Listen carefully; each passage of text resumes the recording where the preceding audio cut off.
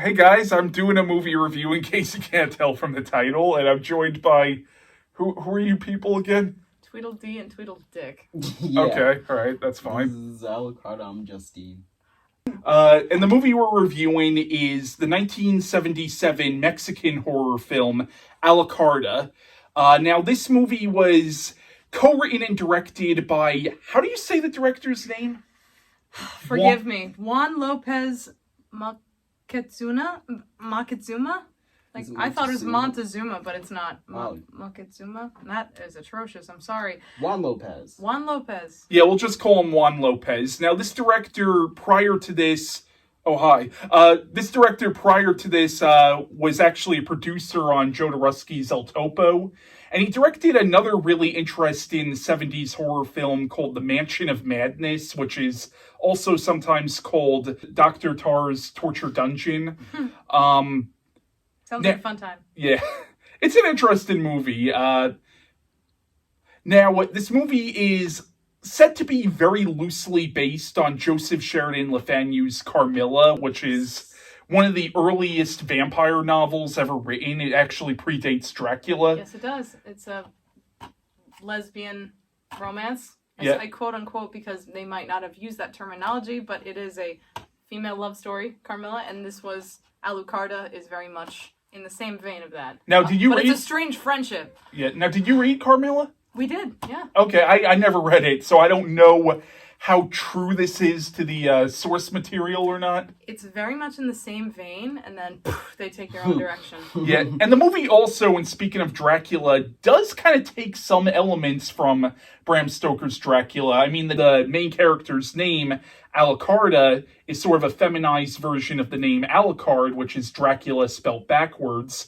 And also in the movie, you find out that her mother's name was Lucy Westina. Lucy was a major character from Dracula. Mm-hmm. So it's interesting that it sort of combines the two stories. I also kind of got the implication, we'll discuss this more later on, that Alucarda in the movie is supposed to be Dracula's daughter. Mm-hmm. Because in the beginning of the film, her mother's like, please don't let him take her. I got the implication she was talking about Dracula, that Dracula was actually her father. But she could have also been talking about the devil. But then again, maybe Dracula is just an incarnation of the devil. Now, Alucarda very much fits into the exploitation subgenre of nunsploitation, and it's considered to be one of the better nunsploitation films. It's also probably one of the more unique and experimental lesbian vampire films, which were big in the 1970s. The movie was also released under the title Sisters of Satan and Innocents from Hell. Now, the story follows a young girl named Justine whose parents recently died and she's sent to live at a convent.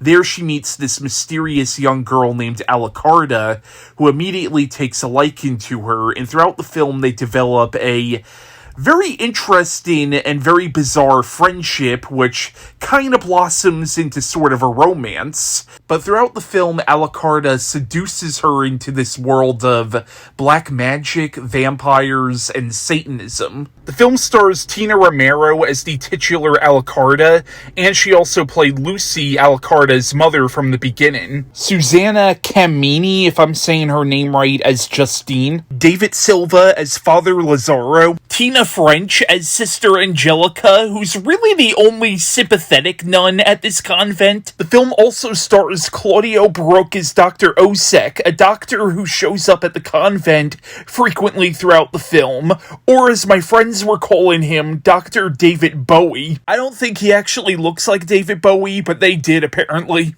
But Claudio Brook also plays this hunchback gypsy who appears to Justine and Alucarda towards the beginning of the film, who is either the devil or sort of a messenger of the devil. Now, I didn't realize till after I recorded most of the review with Jason and Cara that these two characters were played by the same actor. Now, obviously, having the same actor play both characters, it was meant to be sort of a commentary on that line between science science and superstition, but it also felt like a weird callback to Hexen Witchcraft Through the Ages, where you had Benjamin Christensen playing the devil throughout most of that film, but then at the end you saw him playing the psychiatrist. Now, Guillermo del Toro fans might recognize Claudio Brook. He played one of the main villains in Guillermo del Toro's first movie, Kronos. Now keep in mind, we do get into spoilers throughout this review, and we also discuss religion frequently throughout the video, because that is one of the major themes of the film.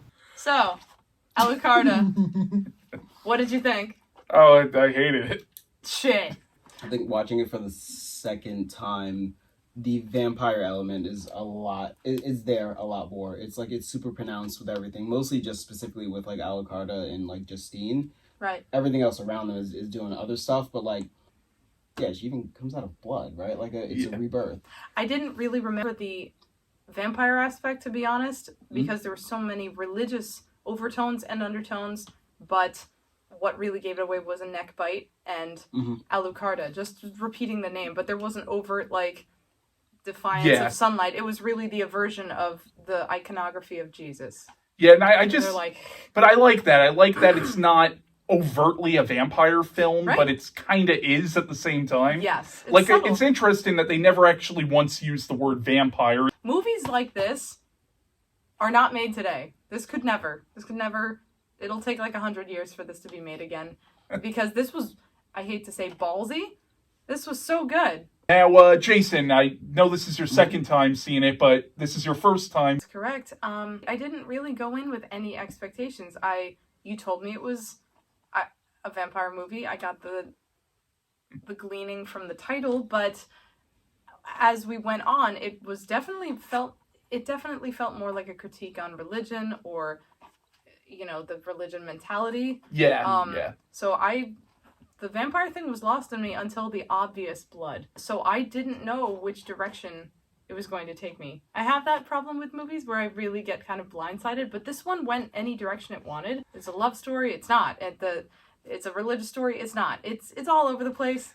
I feel like the movie's definitely a commentary on, like, science versus religion, but also with religion, Satanism versus Christianity. But it kind of shows the pros and cons of both. Ultimate good and ultimate evil. Yeah, but also shows, like, it kind of doesn't make either one look that good, honestly. I don't know, I would say Christianity won. It won, but did Christianity actually look good in the movie? It didn't have to look good, it looked right. All right. Like, they just won, right? It was the last thing. And, I mean, if you even saw that one nun that was, like, super about Justine, she was, like, kind of the only pure one in the movie. Because, like, every time she prayed specifically to save Justine. Not for herself, not for her own pleasure, not for anyone else. And each time she did it, it worked. And then also at the end, she was raised as, like, the one person there, I guess, that could be raised as the image of Jesus, right? Yeah. And she literally was. It actually worked. It's kind of interesting because, like, science failed completely in the movie. It was like The Exorcist, where both religion and science are both kind of proven to have flaws, but this movie was interesting in that sense. Satan is shown to be kind of the antagonist of the film, but at the same time, really, like, if the people in the church, like the nuns and the priests, just kind of left Alucarda and Justine alone, I feel like a lot of this tragedy wouldn't have happened. Right. I can agree with that. Sure, because they were getting a little nosy. I do sympathize with Alucarda. I wanted them to end up together, but then kind of Alucarda dragged Justine down. Yeah. In a sense, and that made me sad. They couldn't have just had a happy gay wedding. Yeah. Satan had to be involved. I don't think she liked her at all. Like, I don't think it was about that. And I don't think Alucarda ever was, like, I don't think she got possessed. I think it was like that from the beginning. Like, she is technically, like, they're signaling her as being related to Dracula, right? Yes, so she's a very intense person. And even she was very... completely, because it's like, even just like the first time she meets Justine, she just pops out of the shadows. I would even say, almost in a way, she's the other side of Justine, and Alucarda doesn't exist. Because she really did just pop out of the shadows. And the entire time, she's her exact opposite. I mean, every time, the moment Alucarda meets Justine, she goes into, like, the vampire trance on her, right? And, like, if you see, like, there's moments where they always, like, snap out of it, where something happens, right? So she has her in a trance. It's the not entire love. time. Right, it's not love, it's obsession. And she's bringing her over to that side because even in their pact, they were like, we're gonna seduce people with evil and then bring them over, right? So it's her grabbing. If you remember at the beginning, when they're out frolicking and playing and they see the coffin, right? They're like, oh, blah, blah, blah, that other girl died. Right, she killed herself. That's what they said. Yes. They, probably, but it probably had something to do with Alucarda, because I would assume if there was an empty bed there and Alucarda knew her that well, that was probably who was staying there before Justine. Interesting. You know, I would imagine that guy, the dude that goes from French to German to Transylvanian, is probably actually Dracula. The gypsy, which is not the correct term, but yes, that guy, the traveling salesman. I mean, he's technically, I think he was supposed to be the devil. I think that was, what they were going for, that he was Satan. He could be Dracula, too. I mean, again, if we want to... He the pact. Yeah. He sees the ceremony happen between the two women. And the pact is, the way that you turn someone into a vampire, right? Yes. They have to share the blood, right? And it's also called the embrace or the kiss or something like that. So I do think it is really more of a vampire movie than, or there's just two things going on, right? There's kind of two completely different stories. Jason, when we first saw the movie, you did mention to me how we got into a big conversation about the whole relationship between vampirism and religion, and this idea that vampires need our blood to survive. The devil needs our souls and our belief to survive as well. So there's sort of a correlation with that. And then also with that, if we're going to consider the devil as the thing, right? The devil is the great, punishes you for doing sin. And that means the devil is, actually still loves God the most, right? Yeah. Because it's you're going against God.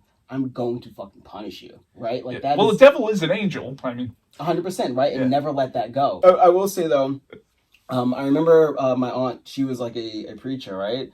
Or a reverend one. But she was very weird, and she said that she found in the Bible proof of vampires, right? And she said for one of the things was that there's a line of those who were there to see him will be the same people that see him when he returns. And then she was going over and saying, I never got to see what she was talking about with that. But I mean, even with the whole Christian thing, it's to die, right? And then and then you're brought back to life by another person who has eternal life already, right? You're turned by one who has been turned to eternal life, right? And Jesus literally gives you his body and his blood. Right? And you're shared. And one of the early Christian things of, it was an old kind of sign or password of greeting another Christian was a kiss, because you spread the word of God through the mouth. So a kiss is symbolic of that, right? Mm-hmm. It's kind of actually interesting too, because the game Vampire the Masquerade, they trace vampire lineage to Cain, right? So it's the whole Bible thing is weaved in there, I feel regardless. This movie probably came out in the height of that maybe satanic panic thing going around, or 70s was sort of the beginning of that. Yeah, a lot of that. Oh, my parents and their generation freaked out by The Exorcist, because they just, the effects and the concepts that it played with, religion had faults, science had faults, Reagan was in that tube. They couldn't figure out what was wrong with her. Exorcism didn't work. The priest lost faith. So with a film like this, where it's more campy and bloody, it was fun. I still don't. It would be cool to have a rewatch, because I still don't know what stance I want to take with Alucarda and I was about to say Luciana because of the play I was in, and Justine. It seemed she was instantly in love with her. Mm-hmm. Yeah, that's one flaw of the movie, and the movie definitely has a lot of flaws, that's but right. It probably could have developed that relationship a little bit more. It could. But if I were to do a remake of this, I would have definitely gone a little more into that and made it a little more fleshed out, I think. That's good, and I would like to see that, but also that hurried pace also adds to her desperation, I need you to do this pact with me. I can't live without you. I need to breathe with you. And she's so obsessed. And Justine is all right. She's just super in this trance. But also seemed to sympathize with her as a friend. For God's sake, and I couldn't tell if that was the trance or not. So that played with a little bit. I feel I hear both of you with it. I don't think it actually would need a rewriting or anything. I think if we take it as the movie's trying to critique something, I think it's actually it's critiquing everything and showing that, like, everything any of them did, good or bad, manipulative or honest, it was all for their own pleasure. Right? Like, that's how you see it with Justine and Alucarda? Well, yeah, because, like, even if we take away all the supernatural stuff, right? Like, Alucarda was into Justine for her pleasure, right? Like, immediately. She, it's not like a malicious thing. She's like, yo, like you're beautiful. I'm gonna share my secrets with you. We're gonna roll around. We're gonna frolic. I'm gonna show you some shit, right? Like, that was really funny. It's for her pleasure. And then homegirl Justine was like, oh yeah, I'll follow you. I'm so tranced right now. I'm gonna do this. Like, she played, right? If we look at it like that, the people in the church, they need evil because the more evil you have, the more you're saved once you get saved, right? Like, so the more it's the evil's fucking holding you, and then you get released, and it's like, oh fuck, it's so light. I feel so great. Like, there's a moment where they mention Saint Teresa, and there's a classic statue that, like, people, when they do research in mysticism, and it's like borders of eroticism and kind of like ecstasy and pleasure, they reference this statue because the way that she looks, it's Saint Teresa in her ecstasy. And people are like, well, she's having an orgasm. And if we look at it, they were all trying to get beyond the flesh. On the satanic side, they got beyond the flesh in the orgy, which would be the momentary loss of self in this puddle of flesh, right? On the Christian side, they got beyond the flesh by mutilating the flesh, and symbolically, the blood that they shed would be the soul, the freeness of them, right? Because you give the soul is the everlasting thing, and that's transferred through blood. So they're all after their fucking own flesh. Even fucking Dr. David Bowie at the end, he ran right for his daughter, right? Like, he did all that. Like, he was like, yo, where's my daughter at, right? Like, even when it was all burning down, he went to go get her. So it was out of himself, but that one nun was not for herself. Yeah, and she was the only one that could actually, like. Well, I mean, to be fair with Dr. David Bowie, I mean, I can't say he was necessarily out for himself either. He was looking out for his daughter. That's his own benefit, I feel. Yeah. You might as well go into theology. This is like a religious critique video now.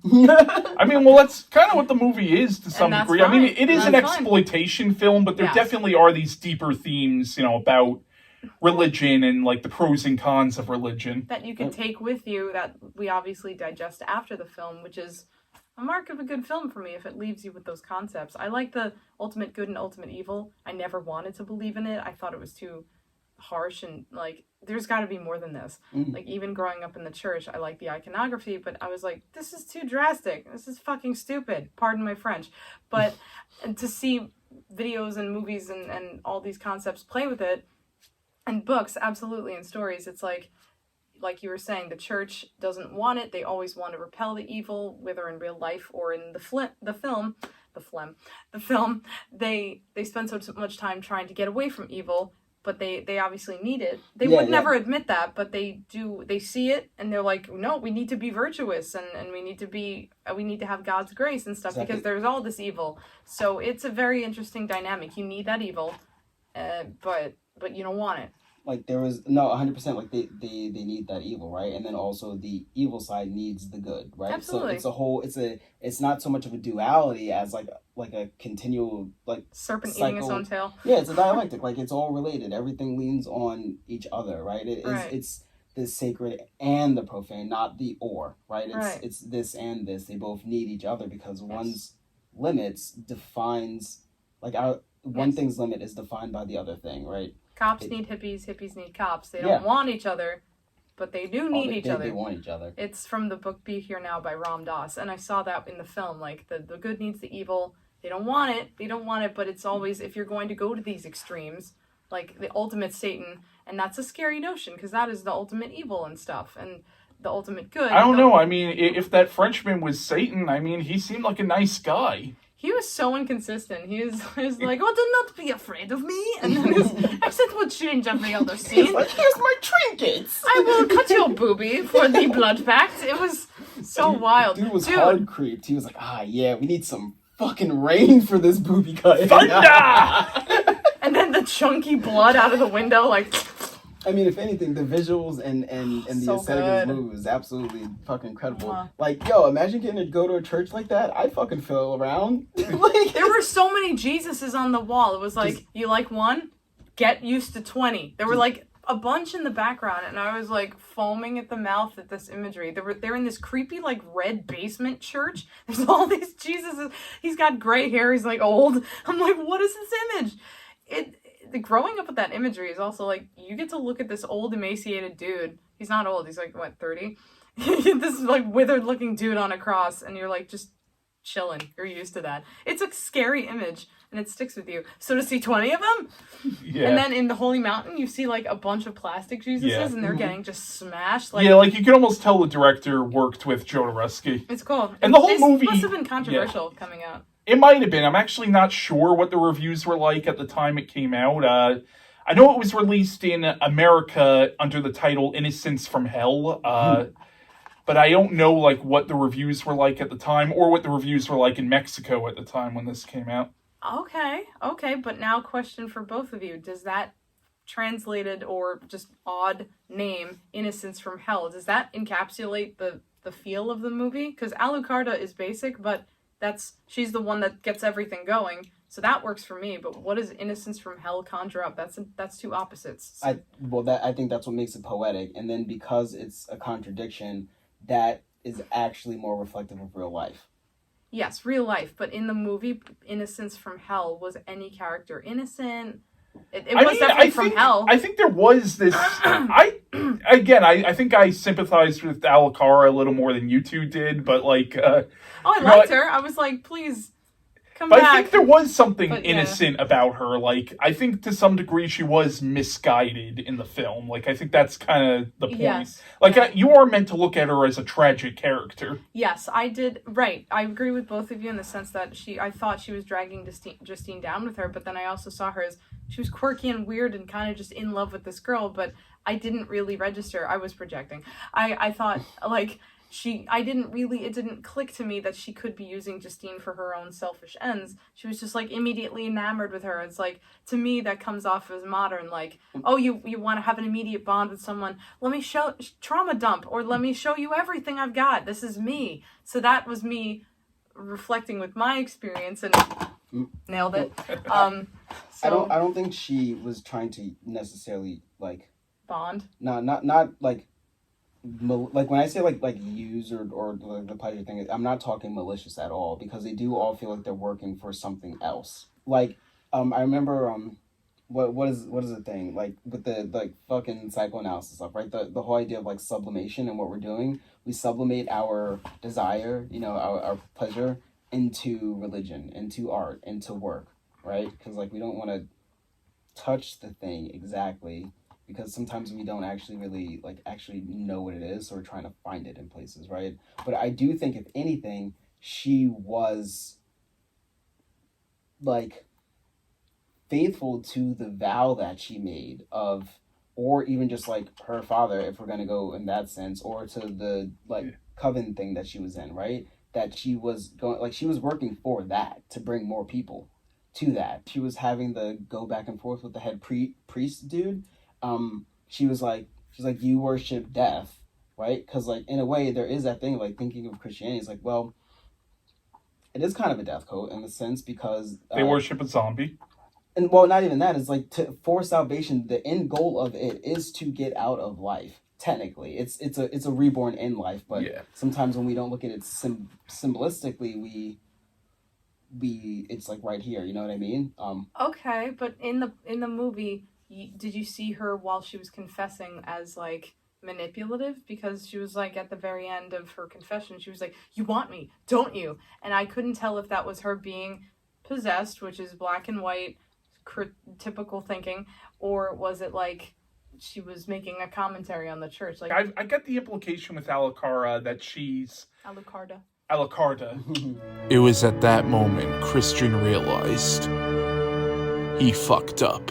Alright guys, I'm taking a quick break from me, Cara, and Jason's review of Alucarda to get my friend Chris Espianl's thoughts on this movie. So, what did you think of Alucarda? It was a pretty interesting experience. I didn't know anything about the movie going in, so it's very artsy.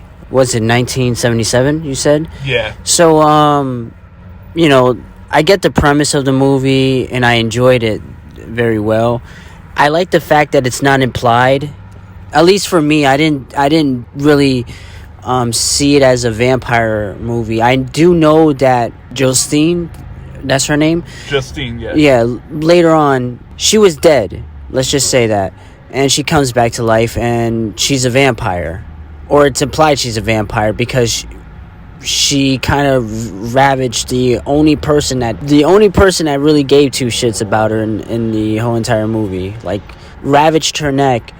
But there's really no... I know that it's implied that Alucarda's father could be Dracula. But, at least that's my theory. I don't know if that's other people's theory, but that's kind of a theory I've had. Especially because her mother is Lucy Westina, who's a character from Dracula. And when you pointed that out, that's why I just figured, it doesn't really show too much of that. Like, that one scene, that was it. There wasn't too much things to, really show vampires, like your typical ones with the fangs and your traditional ones that you see in media. But I enjoyed the movie. It was really cool. Can we comment on what the nuns were wearing in the movie? I hate it so much. It's a... I think you said that they looked like Onions. Onions, but you also said they looked like tampons. Mm-hmm. Yeah. I don't hate it. I'm just... No, the mummy wrapping was an odd choice. No, it's a fascinating visual for the movie, and the film is Yes. just visually beautiful. It is. I'm just a little weirded out by their onion heads, but because I'm like, how comfortable is that? It irritates me irrationally to look at it. That's why I'm like, I hate it. But the coloring was odd and dusty blood and white and yellow occasionally. Mm-hmm. The texture looked uncomfy, thus I hated it. But aside from that, it was very iconic, meaning it stands out. It looks very odd. And what is the vibe of this whole coven they've got going on? I keep saying coven. It's the rejection of flesh. So old church people would wear really, really fucking uncomfortable clothes so they would not be into their body. Which is silly because then you are always aware of your body. He does comment on the primitive thing, right? Mm-hmm. And it does show that our view of Christianity and religion as organized religion, right? We kind of have it as this, it looks nice, kind of it's aesthetically pleasing, it's recognizable, mm-hmm. It's pretty, but in medieval times, it wasn't like that at all. They were on some other shit, right? Yeah. It was really primitive, right? It was super animalistic, but yes, and it went back to all the things they were saying. It was very, by our standards today, on the nose, but it was great. It was why I thought it was a commentary because of what you said. They were on some other shit back then because this is the one true religion, and the extreme that you will go to hell, and then people in the audience were panicking. I don't want to die. I don't want to go to hell. It's like business, and it's like selling, which I abhor. Mm-hmm. You create the need that wasn't there, and you create the dependency on the church. You need us, or you're going to go to hell. And and the priest it was very and the priest and nuns in the movie, they were invoking the name of Satan more than God in the movie. Oh, were they? Basically, yeah. I know they said it a lot, and that was the drinking game we joked about, but I didn't realize, it's worth another rewatch. I didn't realize they were saying it a lot, too. Oh, yeah. I thought it was just the two girls. I mean, aside from, what's her face, Alucarda, saying the fallen angels' names, the demon names and shit, right? That was wild. That was great. Those effects, they're fun. Well, what did you think of Tina Romero in the film? Oh, she was incredible. She had the stare. She was just not forcing it, but she naturally had this not odd, but the girl that I like from the Breakfast Club, the basket case, where just naturally Ali Sheedy. Yeah. She's so pretty, and she just naturally looks very intense without looking decrepit or old. She's beautiful, but she was just that piercing stare, and she's very all the movements, whether it was the flailing or I love you, share your secrets with me.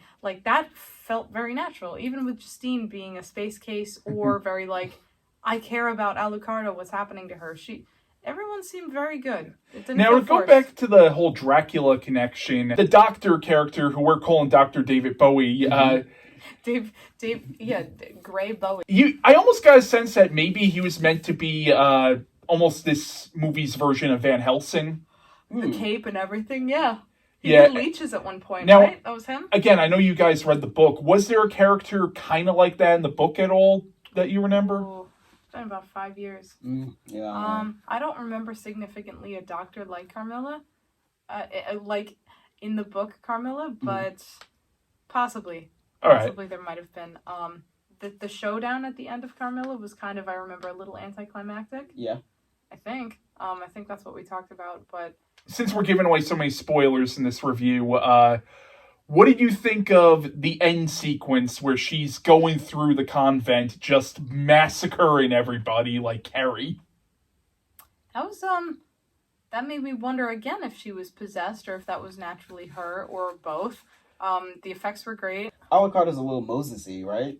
Like, she's the orphan. Alucarda? Yeah, Alucarda's a little Moses-y. Like, she's the baby, right? As an orphan. But Pretty estranged, yeah, no family to speak of. And She's the odd one out. Exactly, right? And then she's brought to this thing, and then, like, homeboy priest dude is a pharaoh, right? And then she parts the waters, but she does it with fire. That's a great freaking analysis, honestly. More about the Prince of Egypt than me. So I love that movie so much. That's a good movie. I like Prince of Egypt. As a kid, I was like, I like this movie. It makes me proud to be Catholic. And my buddy was like, this is a Jewish story. And I'm like, oh, yeah. But it is. It's a Bible story. It makes me proud to be Catholic, too.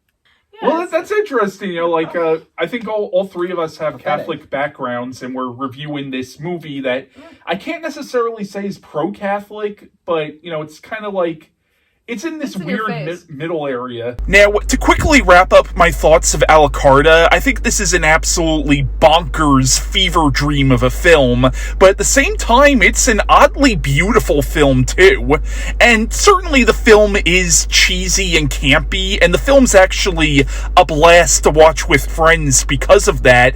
I do think there's a lot more going on under the surface. The film is a really interesting commentary on organized religion and sort of the institutionalization of religion, and it's very much a criticism of it. And to get into some of the obvious gay undertones of the film, I think part of what causes Alucarda to turn away from the church and turn to Lucifer is the fact that the church would never accept her for what she is, and she's clearly gay, or at the very least bi. Now, even as somebody who does believe in a higher power, I do not agree with this aspect of Christianity at all, and luckily there are a lot of Christians now who are starting to accept homosexuals. There's still a large portion of Christianity that does view homosexuality as a sin, and I think the fact that Alucarda knows that the church will never accept her, that's ultimately what causes her to turn against God in the movie. Which is why that even though you could argue that Justine and Alucarda's relationship in the film is somewhat toxic,